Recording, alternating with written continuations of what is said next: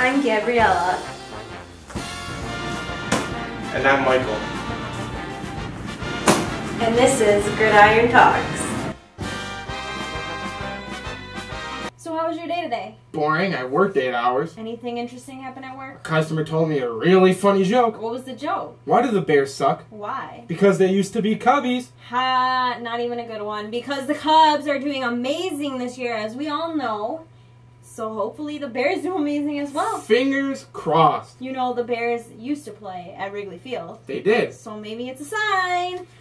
I'm Michael Allen. I'm Gabriella Garcia. And this is episode 2 of Gridiron Talks. This weekend, the Bears and Colts had a joint practice. Jay Cutler didn't throw any interceptions in 7-on-7 and 11-on-11 drills. The Colts defense did outplay the Bears offense. And Coach John Fox said that he wants to have joint practices with the Colts next year. I agree. I think that would be fun to see again. I thought that was cool that they did that this year. And they weren't the only two teams that didn't have any fights during their joint... I was just about to say, they were pretty much the only two teams that didn't fight during their joint practices, which was... They also had a preseason game on Saturday. The Bears did defeat the Colts 23-11 the first half. Bears were unable to finish drives, but it wasn't Cutler's fault. Of course not. It never is.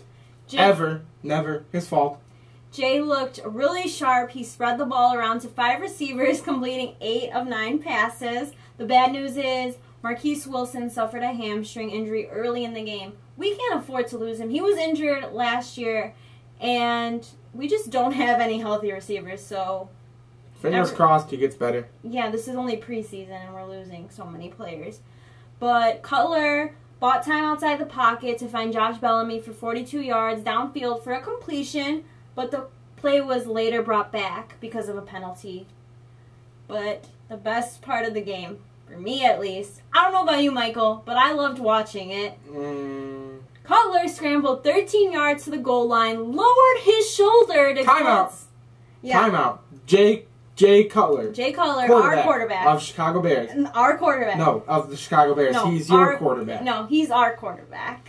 Yes, he lowered his shoulder to Colts defender Greg Toller in an attempt to cross the plane. Cutler lost his helmet, but Toller took the worst of the impact as he tumbled into the end zone. Replays later showed that he would have been marked at the 1-yard line.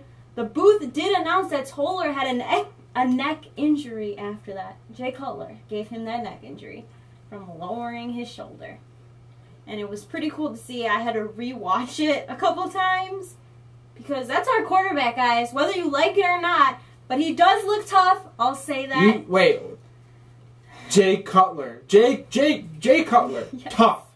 Yes, that guy right there. Those words just came out of your mouth. Jay Cutler. Yes. Tough. Yes. And I wouldn't take it back because I mean it. I saw toughness in him. He's more confident, and he's also getting more time. So I feel like it's a good sign. He's our quarterback. Hopefully it's a good sign.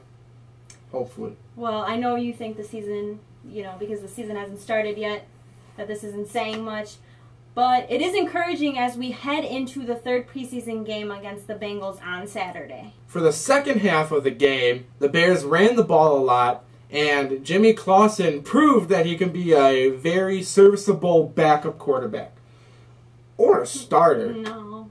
He finished the night with 53 passing yards and an 80.1 QB rating after completing 6 of his 9 passing attempts.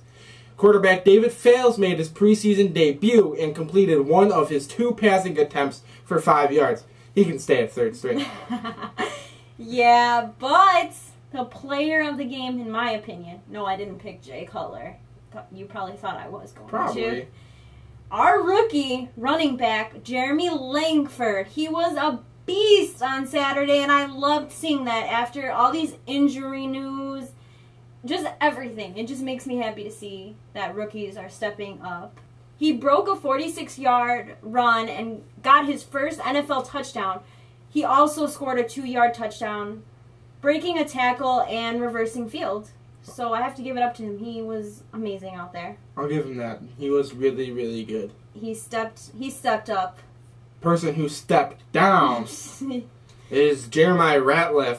He is suspended for the first 3 games of this NFL season for violating the league substance abuse policy. What an idiot.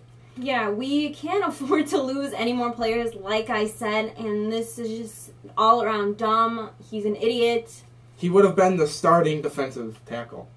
Some guys just don't even care about their career. So stupid. It's just a huge blow to our season, and it hasn't even started yet, so... The blow we took last week with Kevin White going down and having to have surgery. He did tweet out this weekend that he had a successful surgery to repair his stress fracture on his left shin, an injury that will keep him out for a minimum of 6 games, maybe the entire season. Let's hope that it's not the entire season. I hope rehab goes smooth for I him do too. and he fast and smooth, and he's just back out there. He adds to the tweet that he thanks his family, the Bears organization, friends, and his fans. Also adds, I can't wait to get back, and we can't wait for you to get back. We need you. We need you desperately. Going off of Kevin White's injury, Packers wide receiver Jordy Nelson will miss the entire season with a torn ACL. He tore it the other day during a preseason game. Quarterback Aaron Rodgers is devastated, and I think it's safe to say the entire NFL community, fans, teams, coaches, commissioners, all of them are devastated by this. He's an amazing wide receiver, and he has so much talent. Him going down it's heartbreaking. It is. I'm a diehard Bears fan. I do not like the Packers at all, but you never want to see a player go down, especially with a season-ending injury. So I wish him all the best and a speedy recovery. They're hoping that it's a fast rehab and he's ready for early next year. Eagles linebacker Michael Kendricks reached a deal. The Eagles announced they have signed Kendricks to a 4-year, $29 million contract extension. Do you hear that? That's a lot of money. That's a lot of money. Brian Hoyer is named the Texans' starting quarterback, beating out Ryan Mallett. That was a tough thing in Texas. There's no starting quarterback in New England, but there is a new starting Pro Bowl wide receiver that the Pats just signed for a 1-year deal, Reggie Wayne. He was hoping for one last chance in the NFL. He is 36 years old. He is getting up there in age. So good for him signing with the reigning world champions, even though they're cheaters. Yeah, they're cheaters, but I like Reggie Wayne, and I think this will be a good fit for him. They got a lot of talent in New England. So last week we gave you guys a trivia question, and we asked you to answer it. So last week's trivia question was, known as the Cardinals in the early 1900s, what is the University of Arkansas's football team's current name, and how did they get it? The answer was Razorbacks. In a game against LSU in 1910, Coach Hugo said they played like a band of Razorback hogs. So we had 2 people get it right on Twitter. Ron Z at GolfIsFun4 and Dylan at DCon24. So congrats, guys, for getting those right. Go ahead with this week's trivia question. Okay, so here's the new question for you guys. Who was the first athlete to rap at a Pro Bowl musical gala in 1995? So I'll say that again. Who was the first athlete to rap at a Pro Bowl musical gala in 1995? I know it says athlete, but it is a football player. So if you know it, tweet us, Facebook us, email us, and we'll read the winners next week. And, just tally up your wins. And hopefully you'll be the all-around winner at the end of the season. Don't forget to send us your Super Bowl picks as well. We will be keeping a tally of those. So, episode 2 in the books. We're still getting used to the Bears concept.